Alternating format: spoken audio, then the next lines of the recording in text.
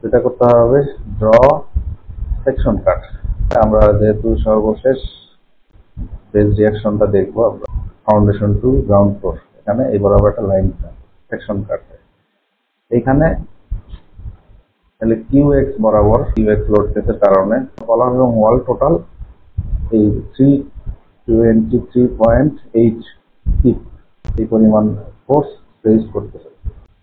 এখন আমরা এখানে শুধুমাত্র কলাম কতটুকু ফোর্স রেজিস্ট করতেছে সেটা দেখতে গেলে আমি ওয়ালটা আনচেক করে দিলাম, রিফ্রেশ করে। কলাম আসতেছে এক্স ডিরেকশন বরাবর 113.1, কলাম এক্স ডিরেকশন বরাবর বেস শিয়ারের অলমোস্ট 35% রেজিস্ট করতেছে। সিমিলারলি আমরা যদি ওয়াই ডিরেকশন বরাবর জানতে চাই, তাহলে আবার এখানে লোড কেসে ওয়াই ডিরেকশনের এগেইনস্টে শিয়ার ফোর্স ডায়াগ্রাম বের করব এবং এখান থেকে আবার সেকশন কাট কমান্ডের মাধ্যমে আমরা এইভাবে ক্লাস স্টোরিতে আমরা সেকশন কাট করে নেব এবং এখানে ওয়াই ডিরেকশন বরাবর 323.8 ফিট।